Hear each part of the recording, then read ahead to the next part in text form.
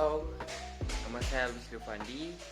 Saya dari Oceanografi Undip 2018 kelas C. NIM saya 26550 181400. Assalamualaikum warahmatullahi wabarakatuh. Perkenalkan, nama saya Arbi Wahid, NIM 64 Oceanografi B. Perkenalkan, nama saya Propandian Fahrul Zilikram, biasa dipanggil Fahrul, dengan NIM 2605001 18130126 dari kelas Oceanografi C.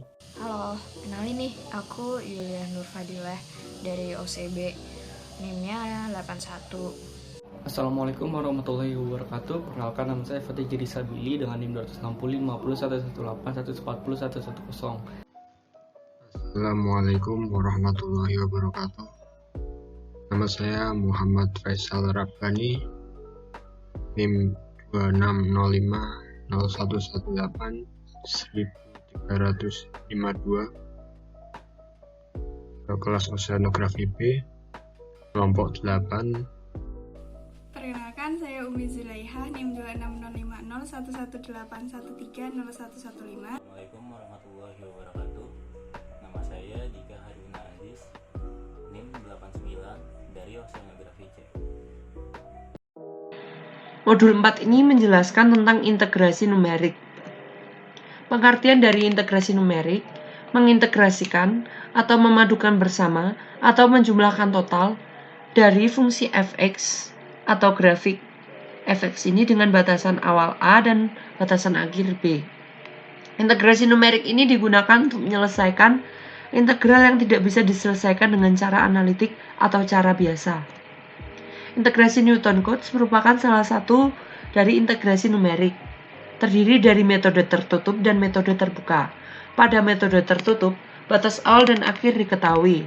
Sedangkan pada metode terbuka, batas integrasi diperluas di luar rentangan dari batasan awal dan akhir yang diketahui. Metode trapesium merupakan metode tertutup dari Newton-Cotes yang menggunakan orde 1. Metode Simpson. Metode Simpson merupakan metode integral numerik yang menggunakan fungsi polinomial dengan orde yang lebih tinggi. Metode ini memiliki fungsi rumus sebagai berikut. H merupakan selisih dari batasan akhir dan awal. F0 ini merupakan fungsi 0, ganjil, dan fungsi genap. Fn merupakan fungsi akhir yang sesuai dengan banyak batasan yang ada.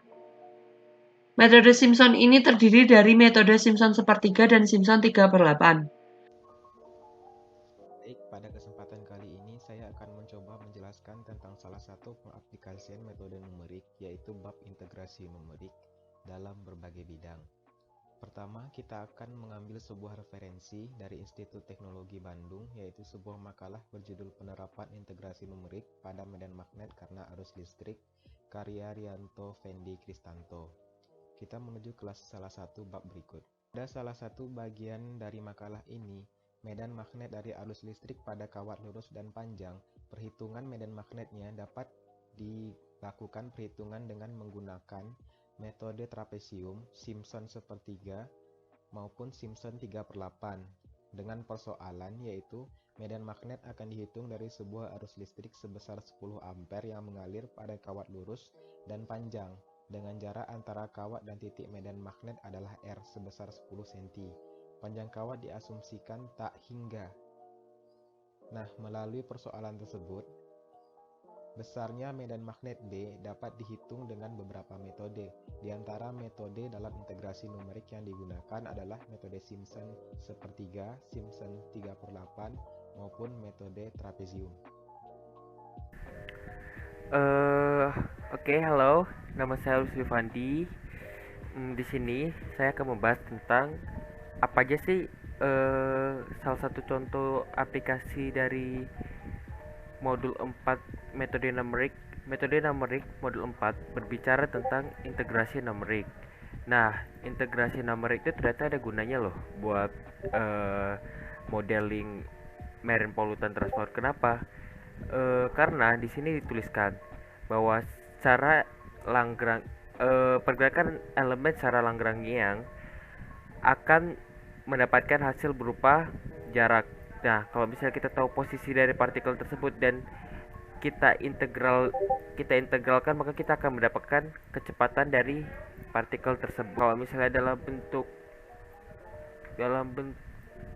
model yang bisa diperlihatkan, ada contohnya di YouTube, bisa dilihat sendiri. Ini YouTube-nya Entok pakai Saipem. And we transport the plastic. So here basically it goes Jadi towards yang dimodelkan di northeast, sini itu it follows adalah the coast, it follows the Danish coast, mikroplastik. and it enters the strait, Nah. and it continues along the Norwegian coast before reaching the Arctic. Seperti itulah fungsi dari metode integrasi numerik modul 4 di bidang oceanografi. Oke. Jadi sini saya akan menjelaskan sedikit tentang materi kelima metode numerik, yaitu diferensiasi numerik biasa. Pendekatan diferensiasi numerik. Jadi diferensiasi numerik ini digunakan dalam penentuan nilai aproksimasi dari turunan fungsi f pada titik tertentu. Ada 3 pendekatan dalam menghitung turunan numerik. Pertama itu hampiran beda maju, hampiran beda mundur, dan hampiran beda pusat. Hampiran beda maju hasilnya yaitu turunan fungsi x sama dengan fx plus h min f x min per h plus fungsi h. Fungsi h didefinisikan dengan min h dibagi 2 dikali turunan kedua dari fungsi zeta dengan nilai zeta lebih besar atau sama dengan x dan zeta kurang dari atau sama dengan x plus h. Hampiran beda mundur backward. Hampiran beda mundur atau backward, fungsi pertama turunan x sama dengan fx min fx min h per h plus fungsi h, di mana fungsi h didefinisikan dengan h dibagi 2 dikali turunan kedua dari fungsi zeta dengan nilai zeta lebih besar atau sama dengan x dikurang h dan zeta kurang dari atau sama dengan x. Di sini saya akan sedikit menjelaskan mengenai contoh pengaplikasian pada materi praktikum metode numerik di modul 5 dengan judul persamaan diferensial biasa. Saya di sini mengambil contoh materinya yaitu dari jurnal dengan judul aplikasi persamaan diferensial dalam estimasi jumlah populasi yang ditulis oleh Zuli Nuraini. Di sini persamaan diferensial biasa digunakan untuk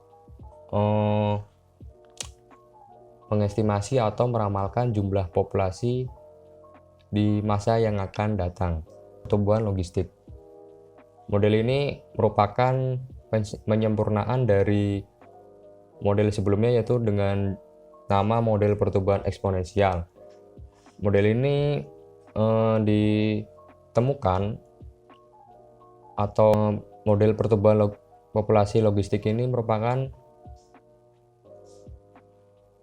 model dengan jumlah populasi yang dipengaruhi oleh lingkungan seperti persediaan makanan. Model logistik mengasumsikan bahwa pada waktu tertentu jumlah populasi akan mendekati titik kesetimbangan atau equilibrium. Yang saya katakan tadi, titik keseimbangan antara titik jumlah kelahiran dan jumlah kematian, yang grafiknya mendekati konstan. Bentuk sederhana untuk laju pertumbuhan relatif yang mengakomodasi asumsi ini adalah seper-P dP per dt sama dengan K dikali dalam kurung 1 min P per K. Jika dikalikan dengan P, maka diperoleh model untuk pertumbuhan populasi yang dikenal dengan persamaan diferensial logistik. Di sini saya akan menjelaskan sedikit tentang modul 5, yaitu tentang penerapan persamaan diferensial biasa. Salah satu penerapan dari persamaan diferensial biasa yaitu digunakan untuk mengukur laju perubahan volume air galon. Di sini, penghitungan laju perubahan volume air galon menggunakan hukum Torricelli, yaitu untuk mendapatkan nilai kecepatan cairan yang mengalir dengan cara menghitung laju perubahan volume air galon dengan menggunakan persamaan turunan dan mengukur lama waktu yang dibutuhkan sampai air di dalam galon tersebut habis. Metode yang digunakan untuk penerapan persamaan diferensial biasa, yaitu metode analitik. Karena ada persamaan yang tidak dapat diselesaikan dengan menggunakan metode analitik, maka diperlukan adanya metode lain untuk mendekati nilai sebenarnya, yaitu dengan menggunakan metode numerik. Penerapan ini menggunakan metode eksperimen dengan memvariasikan ketinggian air dalam galon, sehingga diperoleh variasi kecepatan air dan laju perubahan volume air. Saya akan menjelaskan tentang studi kasus penggunaan metode numerik dalam perhitungan luas kapal atau volume badan kapal. Nah, di sini saya sudah membuka jurnal. Jurnalnya berjudul Aplikasi Metode Numerik dalam Perhitungan Luas dan Volume Badan Kapal yang berada di bawah permukaan air laut oleh Eko Julianto Sasono.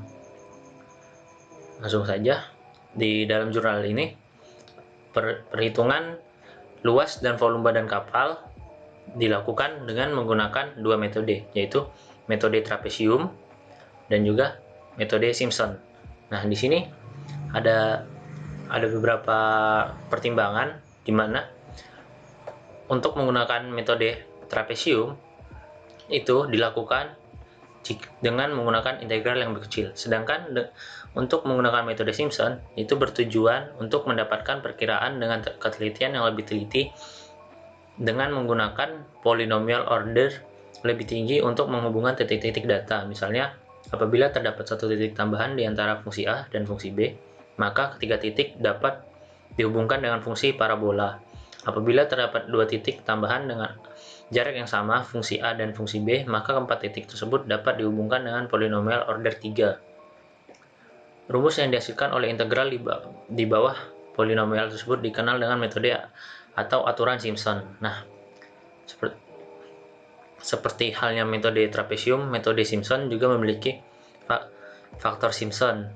Pada metode Simpson, nilai Y sama dengan fungsi X. Untuk station-station pada body plane atau body plane metode Simpson diperoleh dengan mengukur jarak dari garis tengah sampai bagian tepi kapal. Untuk station-station selain station AP dan 0,25, nilai Y sama dengan fungsi X diperoleh dengan mengukur jarak tiap waterline pada station tersebut. Sedangkan untuk station AP dan 0,25 dibuat bias baru dan nilai Y diperoleh dengan mengukur jarak bias-bias tersebut dari garis dengan kapal ke bagian tepi kapal. Untuk menghitung luas setiap station dengan metode Simpson, rumus yang digunakan seperti ini. Bisa langsung dilihat, ini rumusnya. Kesimpulan. Nah, tadi kan aku bilang kalau metode Simpson dan metode trapesium itu nggak jauh beda, karena dari yang bisa dilihat dari kesimpulan ini, hasil yang didapatkan tuh juga nggak jauh beda. Terus dari metode, baik metode Simpson ataupun metode trapesium ini itu sebenarnya dari tinjauan jurnal ini itu yang aku tangkap metode Simpson jauh lebih baik. Kenapa jauh lebih baik? Karena perhitungan di atas itu metode Simpson memberikan hasil dengan pendekatan yang lebih baik. Lebih baik itu dalam artian nilai koreksinya yang cukup kecil dan memenuhi syarat. Selanjutnya itu untuk melakukan metode numerik ini itu alangkah baiknya kita memberikan jumlah kias itu yang lebih banyak. Kenapa menggunakan jumlah kias yang lebih banyak? Itu agar nanti nilai koreksinya yang didapatkan bisa semakin kecil sehingga hasil yang didapatkan itu memenuhi syarat.